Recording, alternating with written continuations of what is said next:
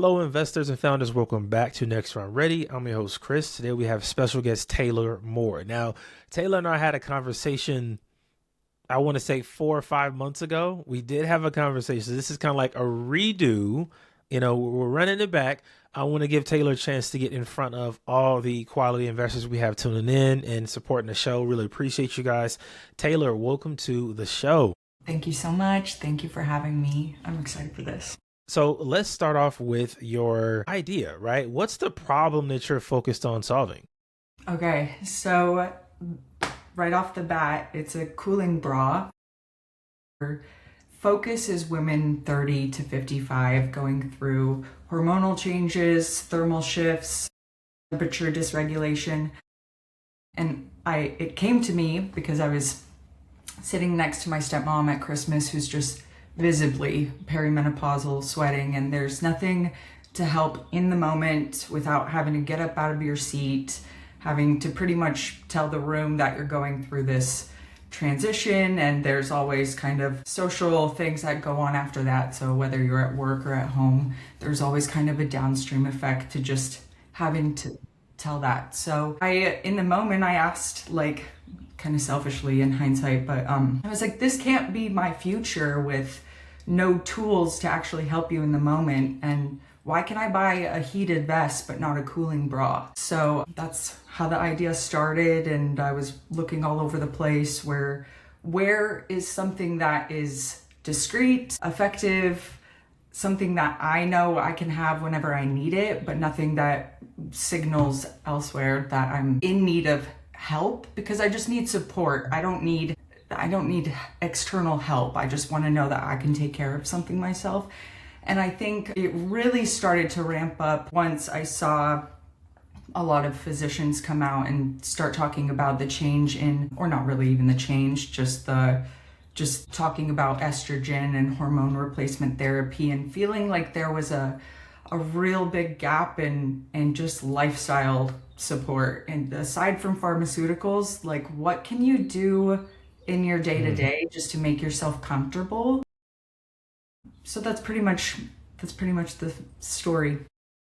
That's an interesting problem to solve, because I imagine it's something that women have probably had to deal with this problem throughout human history. Yeah. Like, I think some of the problems that founders are focused on solving are so important because it's something that humanity as a whole deals with. Like, I interviewed another founder who's like focusing on cancer, which obviously everybody's affected by cancer in some way. Yeah. So I think when you tackle those kind of problems, it's the biggest problem. Definitely, it's massive.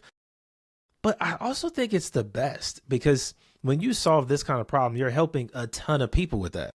Yeah. I mean, like, you talk to divorce lawyers and they're saying that menopause is a huge, reason why people come to them and say that there's marital issues or things that, like, women just don't feel like themselves, and they're always being kind of sold these solutions to keep pushing through instead of, listening to themselves and giving themselves grace and relief and these things that kind of bring us back to ourselves.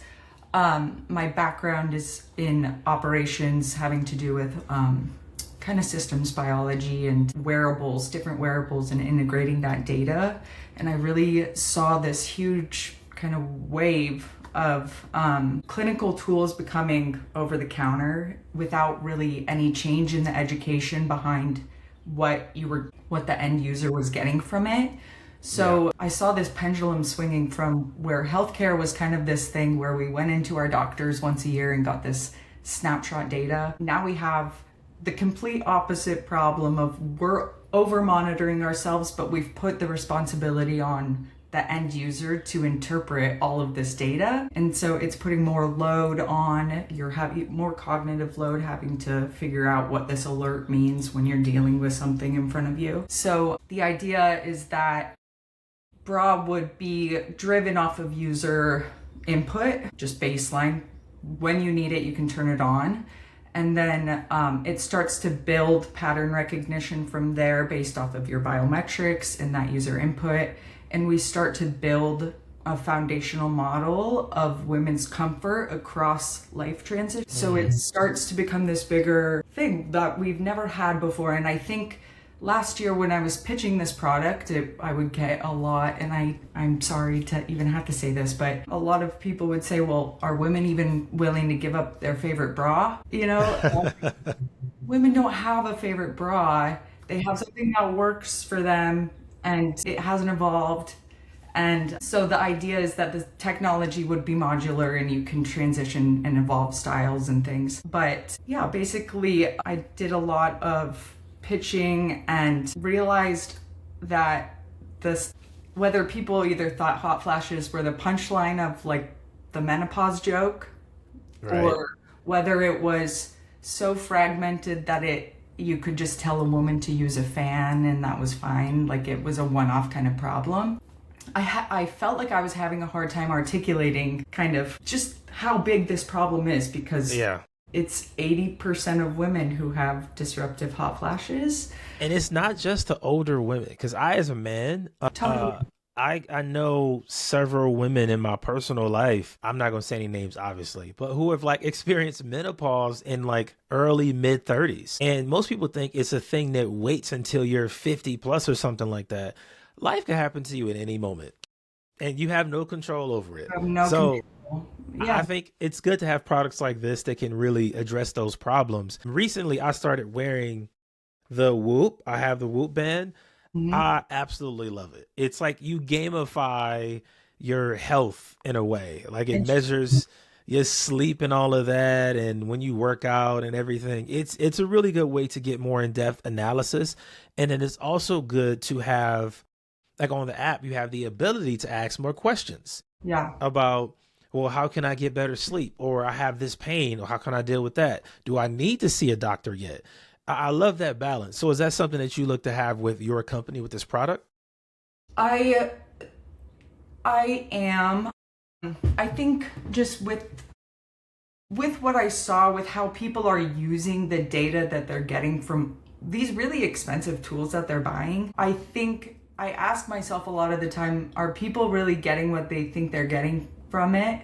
Like, what are you really getting? I mean, data is fantastic. I've learned Yeah. stuff about myself from using, like, I used to wear the Aura ring, and I feel like I paid more attention to my sleep after that. Different view of yourself that you get when you see the numbers. Yes. But I think there gets to be a point, and especially once I started talking to women, that it wasn't more information that they needed. They needed something to lift a load.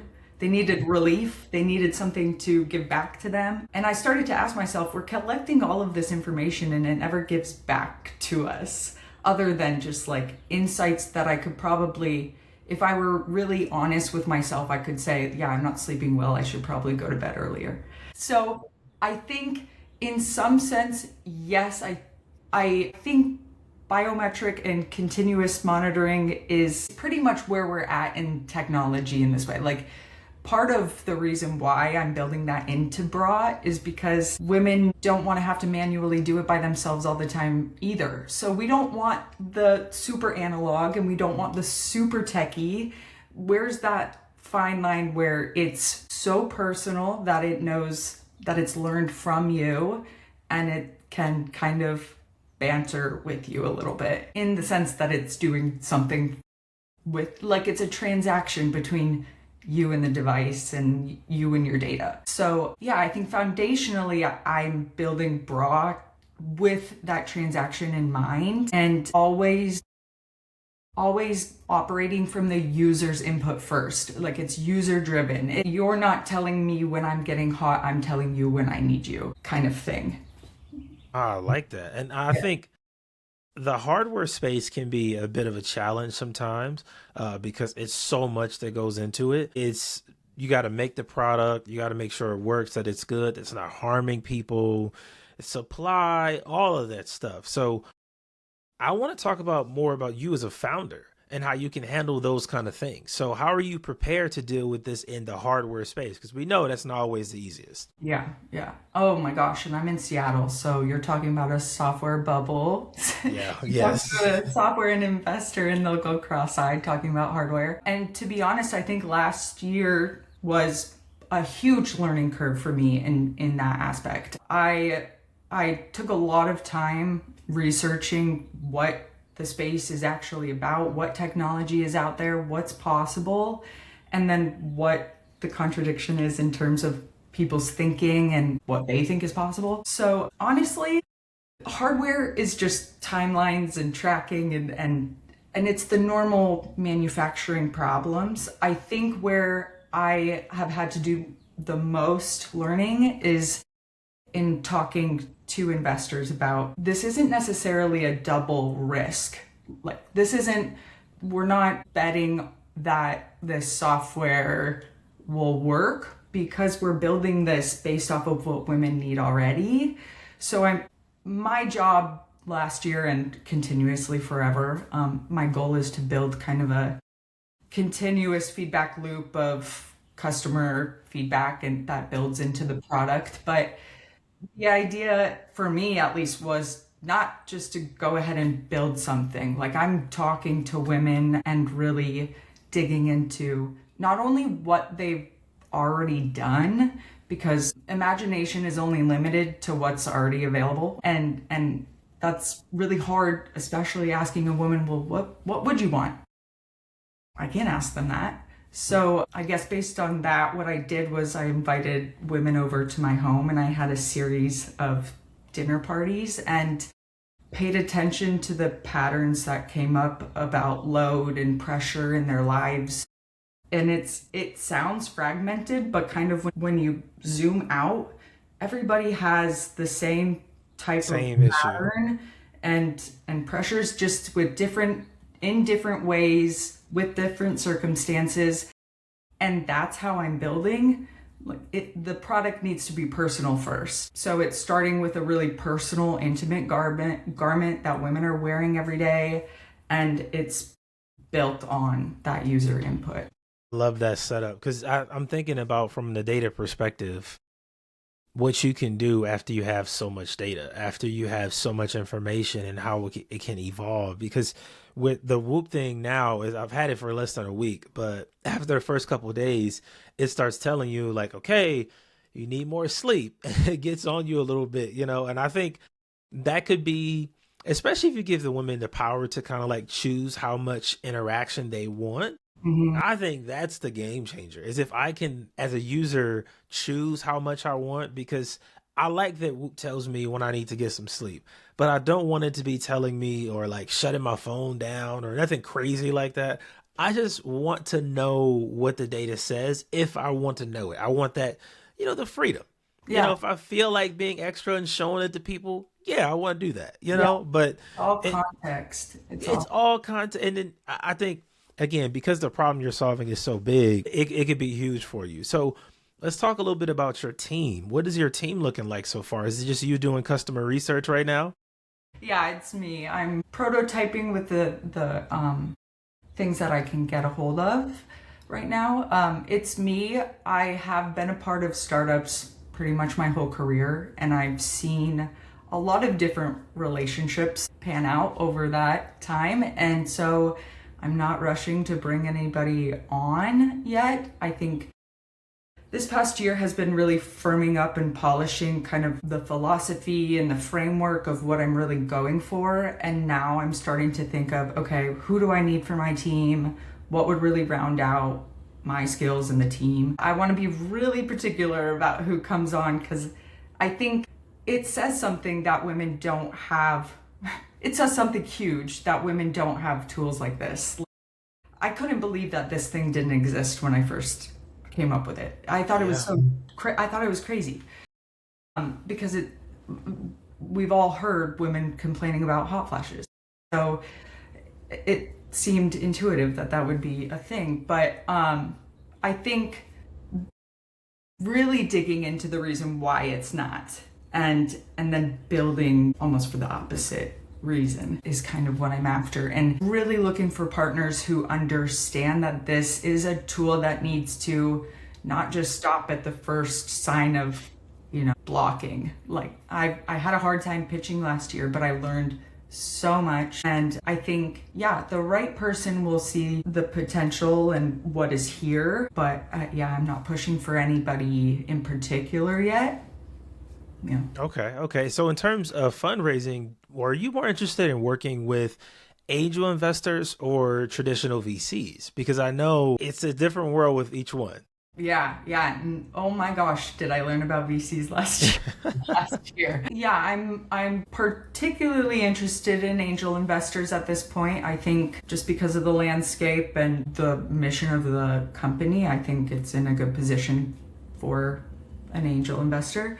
But also, a crowdfunding campaign is my next goal. This has all the potential to be kind of a grassroots product. Honestly, if I can get more feedback, not even just feature feedback, but if a bra is what people want, I'm not sold on the solution in any particular way. I need women's help to help me build this. So yeah, I'm looking for angel investors, but people who are familiar with hardware, familiar with AI, familiar with women's health and wellness. A slew of people.